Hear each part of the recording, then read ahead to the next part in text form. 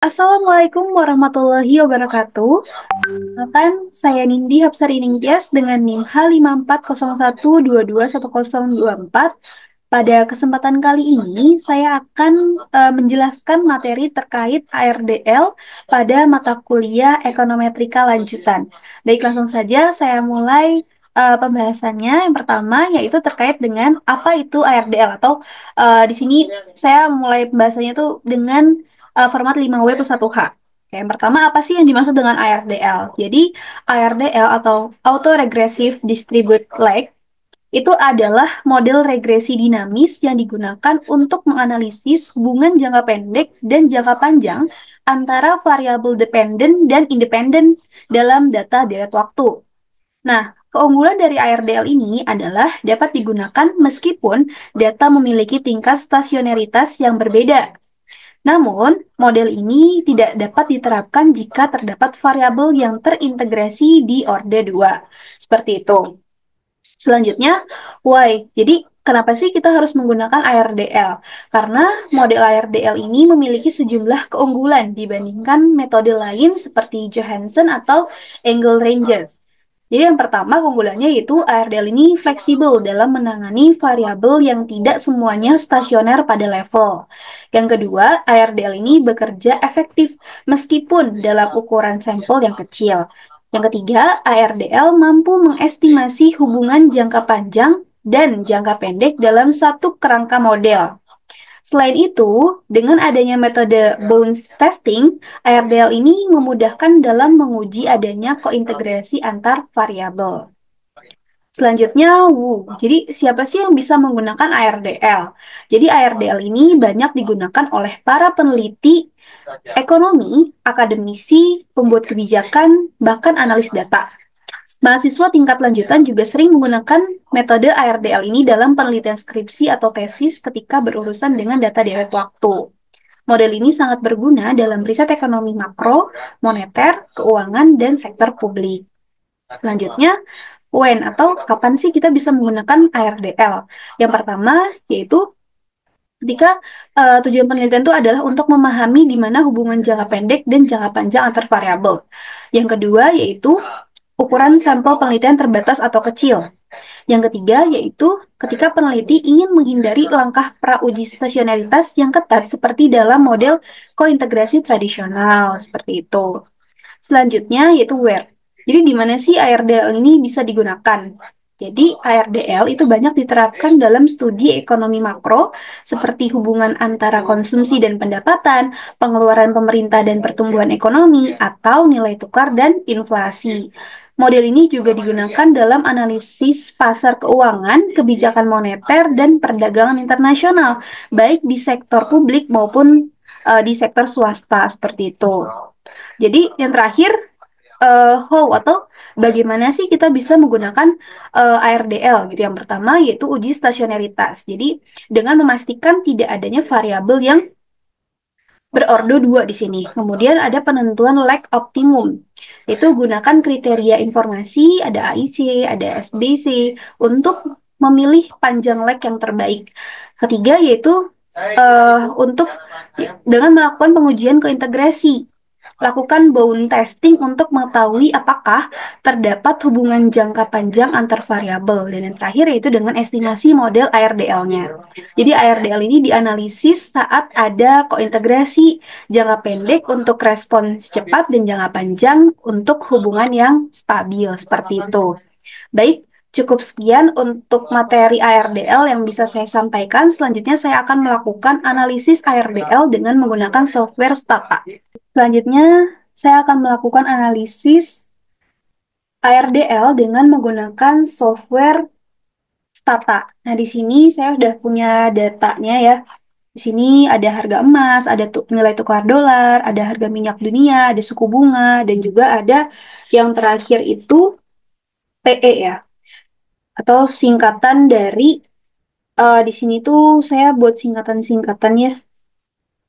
Nah, di sini ada PE atau permintaan emas seperti itu. Jadi, sini saya copy dulu untuk datanya, saya copy semuanya.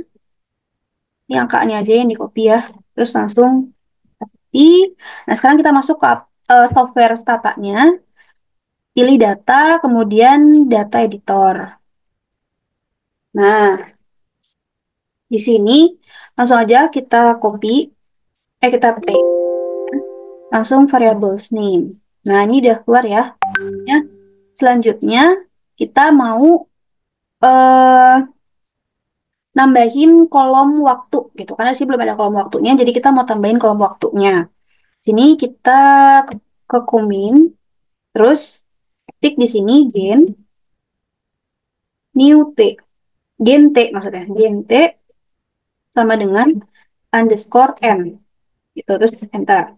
Selanjutnya gen new t sama dengan teki buka kurung 2007. Kenapa 2007? Karena data yang kita miliki itu data awalnya ada 2007 kuartal 1, jadi Q1 gitu. Terus ditambah T-1 kayak gitu ya.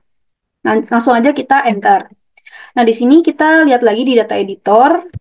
Nah, di sini udah terlihat ya ada variabel baru, yaitu variabel new t di sini. Nah, sekarang kita pilih yang atas ini. Selanjutnya kita ke format, terus pilih yang titik tiga ini. Nah, di type of data, di sini kita pilih yang quarterly. Kemudian oke. Nah, di sini sudah muncul ya waktunya mulai dari kuartal 1 2007 sampai dengan kuartal 4 di 2017, teman-teman di sini ya.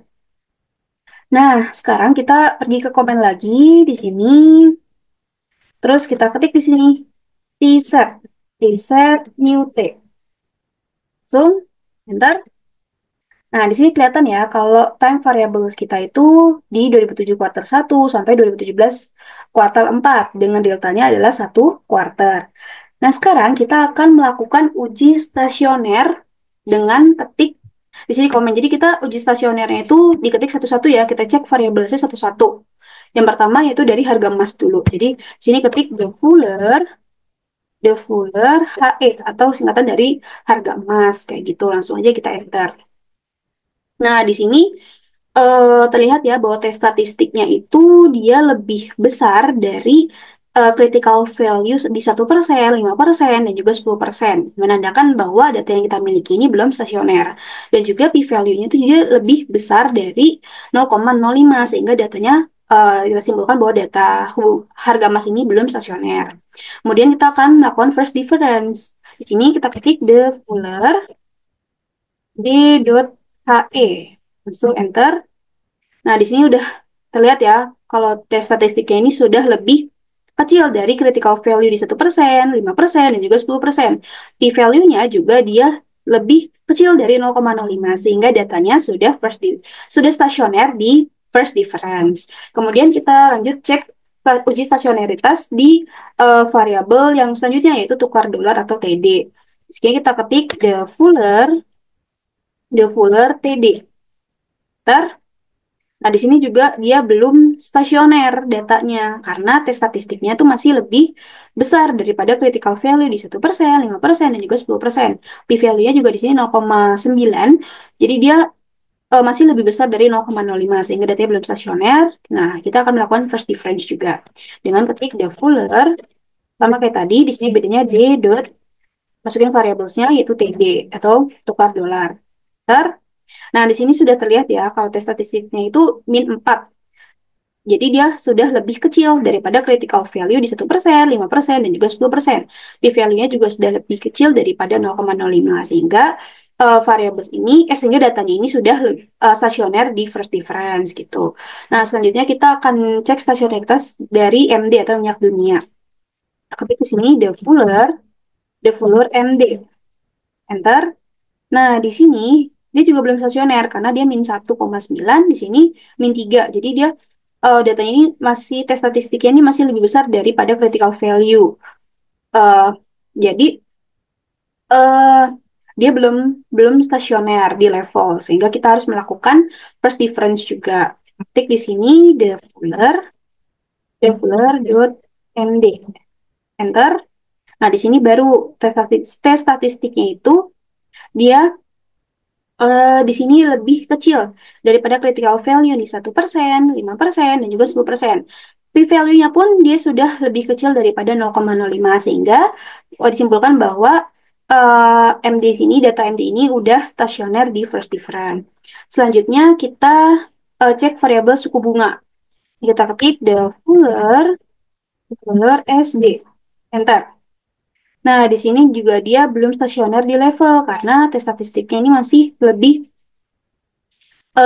besar daripada critical value di 1%, 5%, dan 10%. P-value-nya pun 0,8164, jadi dia lebih besar dari 0,05, sehingga dia belum stasioner di level.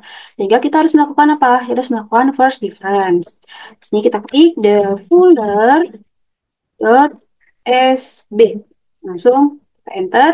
Nah, di sini baru terlihat bahwa tes statistiknya ini sudah uh, apa ya? Dia sudah lebih kecil gitu ya daripada critical value di 1%, 5%, dan juga 10%. Sehingga di sini p-value-nya pun sudah 0,0098, jadi dia lebih kecil daripada 0,05 gitu. Jadi dia sudah stasioner di first difference. Selanjutnya kita cek variables yang PE. Di sini Fuller PE.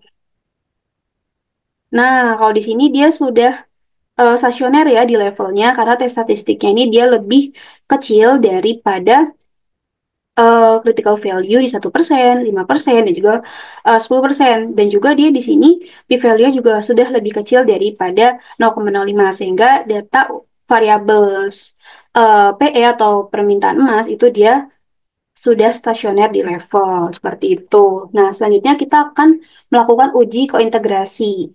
Jadi di sini kita ketik SSC install ARDL. Bentar. Nah, di sini kita tunggu dulu sampai installnya tuh selesai gitu. Instalnya selesai. Kita tunggu.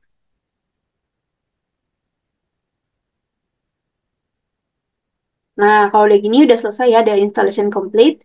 Kita sekarang masukin semua variabelnya. AR, DL, tadi masukin variabel HE, kemudian TD, kemudian MD, kemudian SB, kemudian PE, koma, di sini max, lex, gitu. Kemudian dua, di sini dua, dan AIC, ya. Langsung di enter. Nah, di sini terlihat ya kalau legs-nya itu masing-masing 2, 0, 0, 2, 0. Selanjutnya kita akan lihat matriksnya. Itu di sini kita klik matriks, matriks list buka kurung leg, itu ya, tutup kurung. Langsung kita enter. Nah, di sini terlihat bahwa legs-nya itu sama kayak tadi ya, 2, 0, 0, 2, 0. Nah, sekarang kita akan ke board page-nya.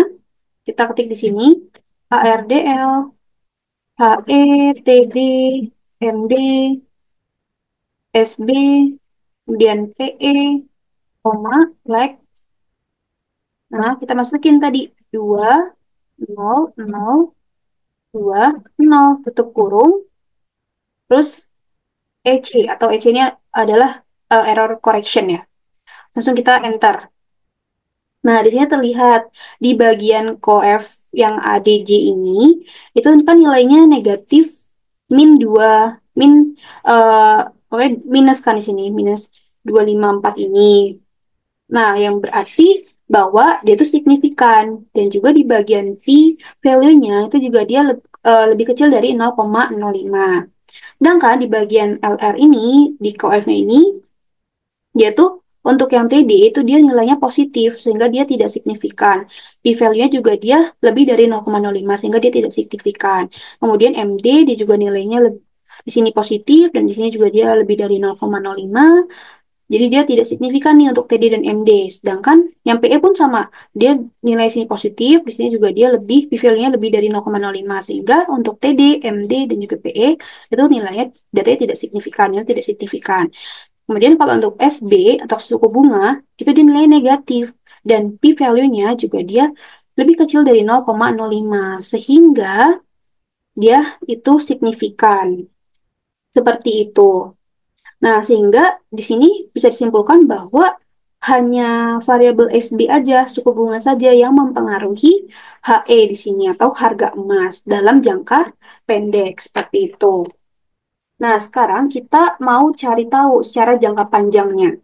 Kita ketik di komennya itu stat ECS. Ini, enter. Nah, di sini terlihat ya bahwa F-nya itu adalah 1,398. Sehingga lebih besar kan dari p-value gitu, lebih besar dari p-value-nya. Nah, di sini terlihat juga bahwa H0-nya itu tulisannya no level relationship sehingga tidak menandakan adanya tidak ada hubungan dalam jangka panjang. Nah, sehingga kesimpulannya adalah keempat variabel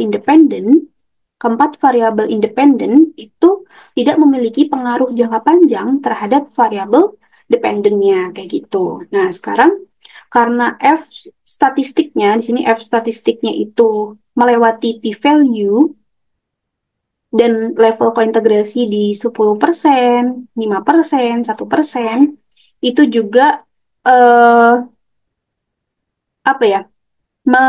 Melebihi dari F statistik. Jadi artinya F statistik itu tidak ada cukup di kointegrasi. Jadi datanya itu menolak H0.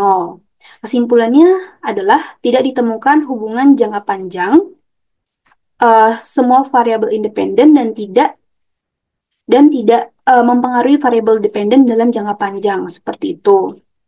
Nah, sekarang kita lanjut ke uji asumsi klasik atau autokorelasi. Kita akan melakukan uji untuk autokorelasinya. Uji uji asumsi klasik yaitu autokorelasi. Nah, kita ketik di sini stat dw adsen. Ini enter. Nah, di sini untuk D statistiknya itu kan 2,108. Ini artinya itu lebih dari 0. Harusnya tidak terjadi autokorelasi gitu ya, karena dia ada lebih dari 0. Sekarang kita mau ngecek heterosnya.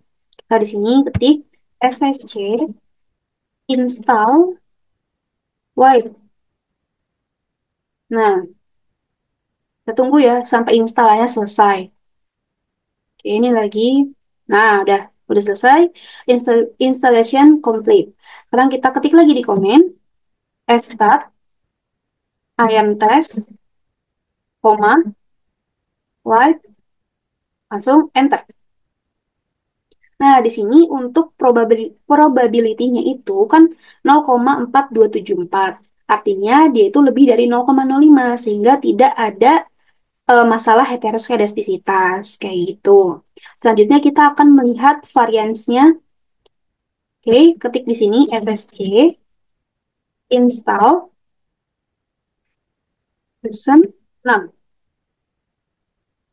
Nah, kita tunggu installnya sampai selesai. Oke, tunggu dulu. Nah, ini udah installation complete. Berarti kita langsung masukin lagi di komen.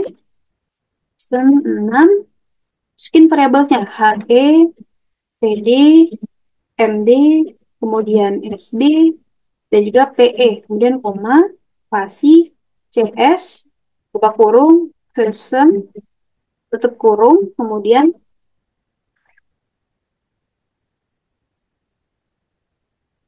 1W, lower, tutup kurung, kemudian UW untuk yang upper. Ini ya. Nah, oke, enter. Oh, salah. Berarti kita ketik lagi di sini. Salah, ada yang salah. Lesson 6, kemudian HE, kemudian PD, MD, kemudian SB, PE, koma, CS. Masukin, lesson, tutup kurung, kemudian LW untuk lower, tutup kurung, W untuk yang upper. Sini. Bentar. Nah, ini keluar ya untuk grafiknya. Nah, di sini kita untuk mengetahui ke sum square-nya. Jadi, di sini datanya itu mengandung variasi error tidak stabil karena harusnya ini tidak lebih dari upper dan lower-nya gitu. Ini tidak lebih dari upper dan juga lower-nya gitu. Mungkin ini bisa jadi disebabkan karena data mengandung variasi error yang tidak stabil atau structure breakdown. Atau bisa jadi karena adanya autokorelasi dan juga heteroskedastisitas. Seperti itu. Baik, cukup sekian untuk analisis ARDL dengan menggunakan software Stata. Dari saya kurang lebihnya mohon maaf. Wabillahi taufiq wal hidayah. Wassalamualaikum warahmatullahi wabarakatuh.